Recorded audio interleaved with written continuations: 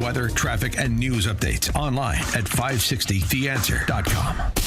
Now, from the Signature Bank Studios, this is Chicago's Morning Answer with Dan Proft and Amy Jacobson on AM 560. The Answer.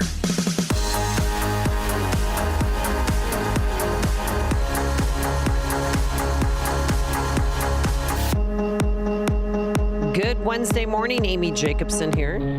Jim Urio is sitting in for Dan Proft. Was I supposed to say something when you said my name and then pause? Was it dramatic? It's a dramatic pause. This is how we roll here at AM 560, The Answer.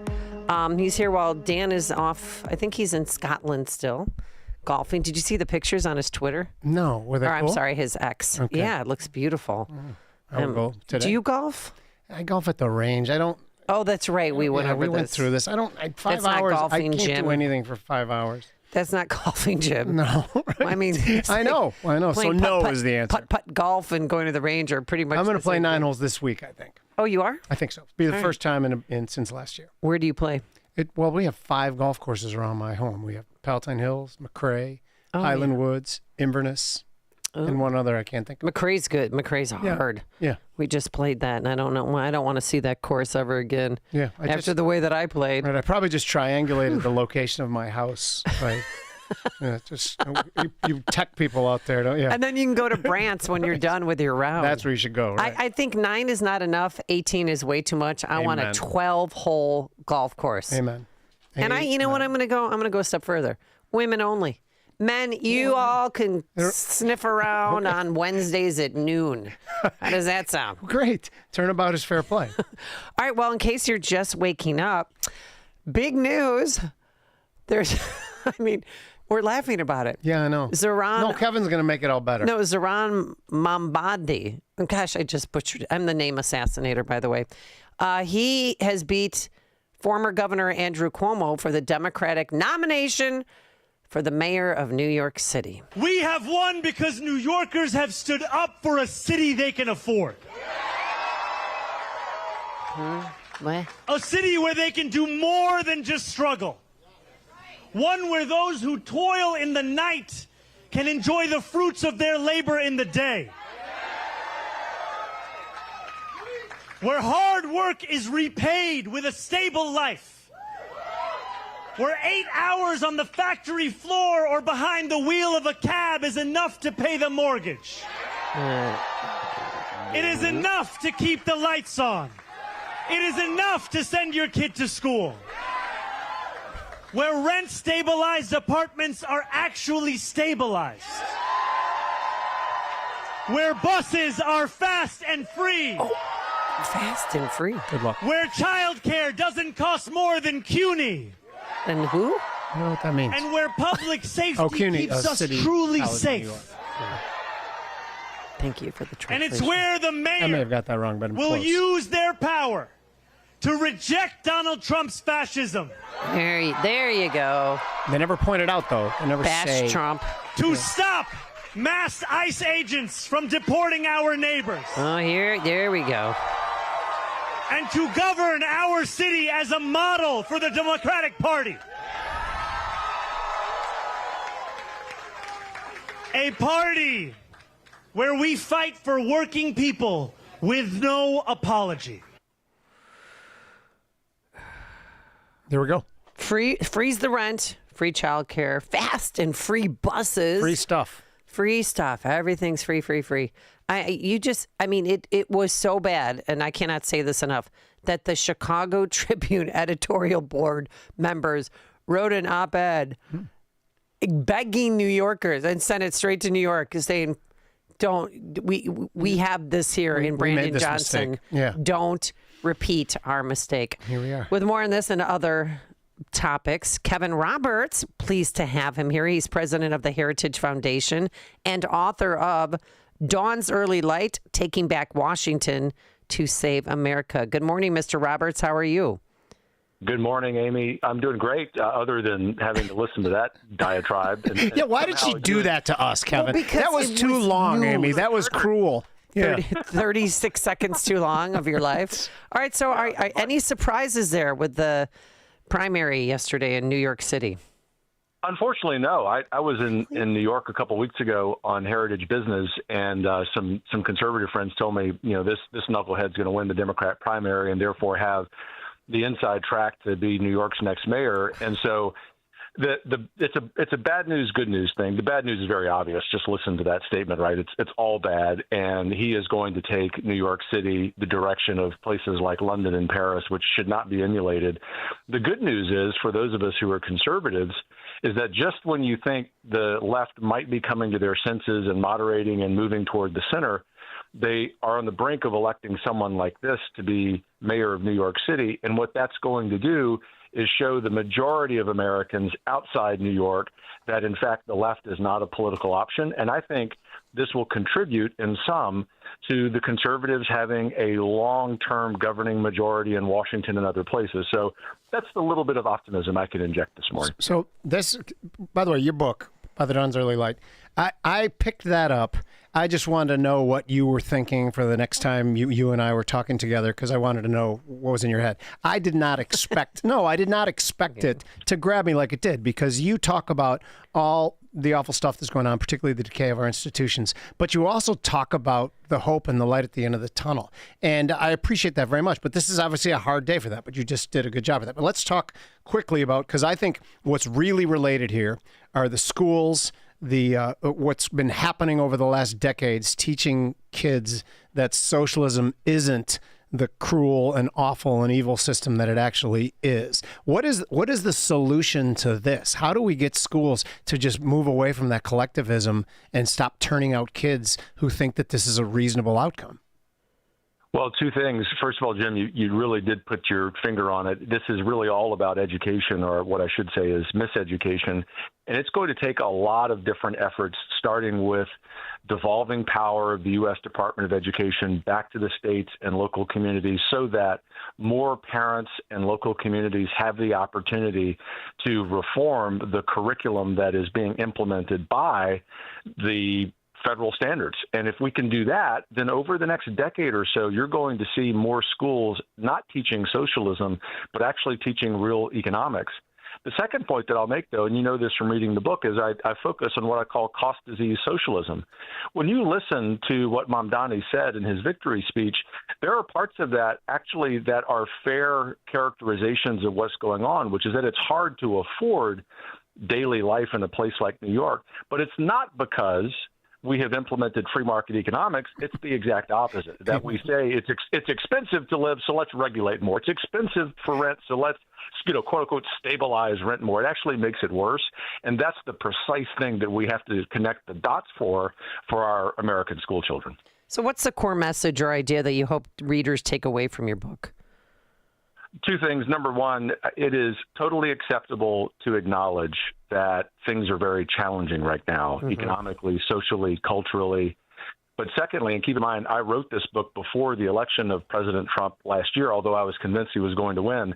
There is real hope. There are legitimate reasons for hopefulness, not just because of the presidential election, not just because of what we see in terms of successes of this administration, but upstream of politics, there are green shoots all over this country, from Chicago to New York to where I am in Virginia, to the Deep South, to the far West Coast, where Americans are saying, we want to wake up in a normal country. And if all we focus on, rather than on ideological labels and party affiliation, is a return to being normal and to common sense, as President Trump has been saying. And to add one more point to this, if we realize that this is going to take 15 or 20 years, as Vice President Vance has said, then I think that we can wake up each day, in spite of news like this knucklehead winning the Democrat primary in New York, and understand we are going to revitalize the American dream in our lifetimes. So, Kevin, you and I have spoke before, and we agree on 98% of everything, and even the 2%. I want to hear about the 2%. No. We actually, I bet, like political things, like mass deportation. I'm not 100% sold on that. I know there's people listening right now who are all upset by that. I just think it's an easy thing to say, but it's a bad optic for the other side to give. And I don't even know where Kevin is on that, but I assumed we disagreed. But that's not exactly what I wanted to talk about. I wanted to talk about what does even conservative mean? Like, over the last 10 years, like, I actually thought I was socially center left. Like, I don't care about gay marriage. I don't care about those things. I actually, as a libertarian, I'll fight for your right to do those things. I just don't want to have to celebrate them. Like, and now I say to people, what is it that makes me a right-wing lunatic? And they can't answer. What does even conservative and liberalism mean right now? Well, it's a great question. I'm a conservative. I love the term. I know that it's falling out of fashion, but the reason it's falling out of fashion is because we have too few conservatives, to your point, Jim, who are willing to articulate a positive vision of what it is. And what conservatism is now is what it's always been, which is a focus on institutions, starting with the most important, the family, continuing with institutions locally that grow out of the family, our churches, our professional associations, whatever our professions may be. And this leads to healthier institutions like local schools, like universities and colleges. And so while President Trump is not someone who uses the term conservative, he uses the term America First, which is perfectly fine. What he's saying is, in so many words, the political project, as it were, for conservatives is to focus on institutional renewal. The radical left over the last century has run roughshod over our institutions. Apolitical parents saw this during COVID when they were walking by the Zoom classes of their private or public schools. And what it did was awaken people to the reality that over-centralizing power in Washington or in state capitals has led to the erosion of self-governance. And ultimately what conservatives stand for is trusting Americans to govern themselves. Most of them are going to get it right.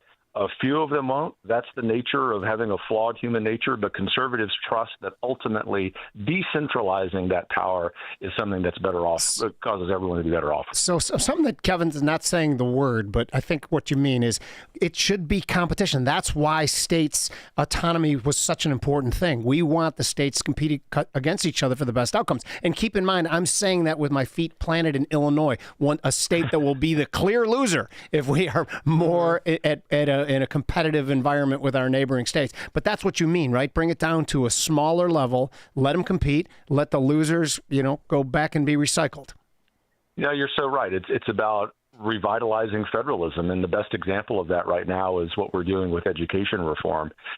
Eliminating the U.S. Department of Education, which sounds kind of shocking and radical for some Americans, isn't about harming education. It's actually returning power of education to those elected officials closest to parents and families. And what it will do is, in places like Illinois and California and New York, give them the power to continue to do really dumb things. But conversely, it's going to empower other states that will make really good decisions that will make it, therefore, that much harder for the diminishing number of states who do stupid things like Illinois. Now we're speaking with Dr. Kevin Roberts. He is president of the Heritage Foundation, one of the great think tanks in America. And I recently saw or read about an interview with you and Mark Levin. Has Heritage started planning Project 2029? That's the buzzword. They make the left's head explode. Yeah, I know. That's what we exist to do.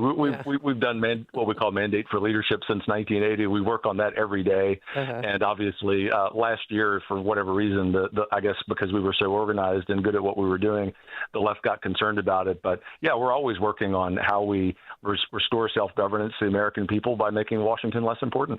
I love that. There's one last thing. And Heritage Foundation, since actually my whole obsession with the Heritage Foundation was when you were on the stage at Davos a couple of years ago and you were the only guy who actually laid it on the line and spoke like you were real and not trying to make people happy. But I look at our society and I believe that physical health is something that's an enormous problem in our society. And I don't think, and it's not just about heart disease. I think it's about mental health, and it's about all the different downstream things of that. Has Heritage ever talking about physical health? Has RFK sparked anything or? Oh, yes. I'm glad you asked that question. It's a big passion of mine, being a dad of four and also having been in the classroom at every level of education and just seeing the physical deterioration and unfortunately mental, emotional deterioration of young Americans. And so right about the time that RFK gave that great speech endorsing President Trump last year, we were embarking on what we call Restoring American Wellness. It's an effort at Heritage that's aligned with MAHA. It's led by my great friend, Dr. Jay Richards, who's actually written books on improving physical and mental health in addition to all the great policy work he does. So of all of the D.C.-based public policy organizations, whether on the left or the right, I would like to say, Jim, that Heritage is leading the way on that. That's excellent. That's great. Before we let you go, I want to ask your opinion and your assessment of President Trump and bombing the nuclear sites in Iran, and have they been obliterated? Because there's a big scuttlebutt this morning, CNN, MSNBC, CBS saying, no, they just scratched the surface. Well, look, I was never an easy grader when I was in the classroom, Amy. And so when I say he gets a 100 A+ for this, I really mean it. And for two reasons. And I'll answer your question about whether they've been degraded. But for two reasons. Number one, he communicated well about the purpose of it. And number two, the purpose of it was temporary. It was to eliminate the nuclear capabilities of Iran. It wasn't to initiate regime change or nation building, which Heritage would be 100% opposed to. And to the question of the battle damage assessment, which our folks at Heritage are assessing right now, it's been degraded significantly. Has it been degraded entirely? We don't yet know, to be honest, but clearly it has been set back significantly, and that's a huge win President Trump deserves credit for. All right. Dr. Kevin Roberts, president of the Heritage Foundation and author of Dawn's Early Light, Taking Back Washington to Save America. Are you done reading the book? Yeah, I'm done. Yeah, I read it and listened to it just to make sure I didn't miss anything. And Kevin narrates it himself, Both? too, which, by the way, you do a very good job narrating it. Another talent of yours, Kevin. Well done. Oh, not everyone wants to listen to that many hours of me. Well, I didn't. I can only do it in small bits. He listened and he read your book. Yeah. This is Jim Uriel gets an A+++, right? Yeah. I passed the test. Star student. Thank you. Yes, brown nose. All right, thank you so much. And he joined us on our turnkey.pro answer line. Hear about the big stories of the day, then talk about them right here on Chicago's Morning Answer on AM 560. The Answer. As you know, our friend Mike Lindell has a passion to help everyone get the best sleep of your life. He didn't stop by simply creating the best pillow. Mike created the best bed sheets ever. They look and feel great, which means an even better night's sleep.